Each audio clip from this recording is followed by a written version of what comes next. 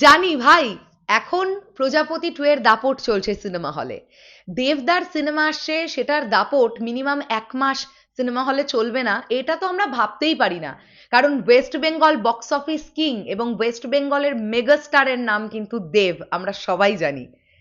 তো যদিও জানি এখন প্রজাপতি 2, তারপরে আসন্ন অ্যাম্বুলেন্স দাদা, বাইক অ্যাম্বুলেন্স দাদা, তারপরে হচ্ছে দেসু জুটি 7th ফিল্ম, তারপরে হচ্ছে টনিক 2, তারপরে আবার খাদান 2, অনেকগুলো লিস্টে আছে। কিন্তু তার মধ্যে এখন রঘু ডাকাতের একটা রেকর্ড নিয়ে কথা হবে, যেটা গত বছর দুর্গাপুজোয় রিলিজ করেছিল। ভাই, তোমরা ভাবো একটা মানুষের ইম্প্যাক্ট কতটা, যে নর্মাল যে জিনিসপত্রগুলো আমরা হামেশাই কিনে থাকি, সেখানেও সেই জিনিসপত্রের মধ্যে রঘু ডাকাতের এফেক্ট পড়ছে।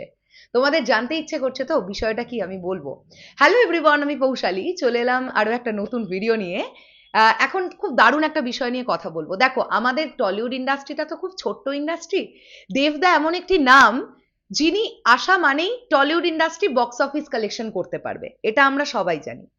রঘু ডাকাতের এফেক্ট কিভাবে তোমরা বুঝবে, এই ছবিটা আমি আজ থেকে 3 দিন আগে সেভ করেছি। এই হচ্ছে সেই ছবি। একটা চিপসের প্যাকেটের ওপরে রঘু ডাকাত লেখা, এবং এখানে একটা কার্টুন আঙ্গিকে দেবদার একটা রেপ্লিকা তৈরি করা হয়েছে। তোমরা ভাবতে পারছো? এত কিছু তো ছিল, চিপসের নাম রঘু ডাকাতই দিতে হবে কেন? কারণ ওটা দেবদার পাওয়ার। আমি, বিশ্বাস করবে না, একটু আগে আমাদের শান্তিপুর পুষ্প মেলায় গিয়েছিলাম। সেখানে 2-3 জনের সঙ্গে, ইয়াং ছেলে মেয়েদের সঙ্গে আলাপ হলো। যেহেতু আমাদের মানে আমার প্রোফাইলের কভার ফটোটাতে দেবদার সঙ্গে ছবি দেওয়া আছে, ওরা না সেলিব্রেট করে ব্যাপারটাকে। দেবদার সঙ্গে দেখা করেছো দিদি? দেবদাকে আমরা খুব ভালোবাসি। কেউ বলছে দেবদার বার্থডে সেলিব্রেট করবো বলে সারা বছর ধরে টাকা জমাই।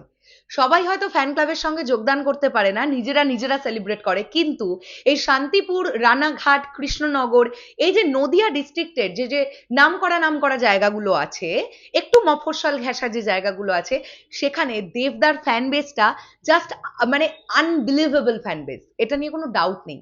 আমি তো সবসময়ের জন্য বলি, একবার শান্তিপুরে দেবদা আসুক, একবার, ভিড় যেটা হবে সেটা আমরা বুঝে যাব। দেবদা এসেছিলেন কিন্তু আজ থেকে মোটামুটি 2.5-3 বছর আগে, আমার মনে আছে। তখন রাজনৈতিক একটি কারণে দেবদা এসেছিলেন। সেখানে কি ভিড় হয়েছিল তোমরা ভাবতে পারবে না। তো এইটাই কিন্তু দেবদার ক্রেজ। এবং এটা শুধু শান্তিপুর বলে বলছি না, তুমি ওয়েস্ট বেঙ্গলের যে কোনো জায়গা দেখে নাও, এইগুলো নিয়ে আমরা সেলিব্রেট করতে ভালোবাসি। দেবদা এমন একটি নাম, যিনি টলিউড ইন্ডাস্ট্রির একজন অক্সিজেন। এই সময় দাঁড়িয়ে আমরা এটা বলতেই পারি, আনডাউটলি বলতে পারি। কি ঠিক তো? চলো শেষ করলাম ভিডিওটা। তোমাদের কি বক্তব্য এই বিষয়টাকে নিয়ে অবশ্যই কমেন্ট সেকশনে জানিও।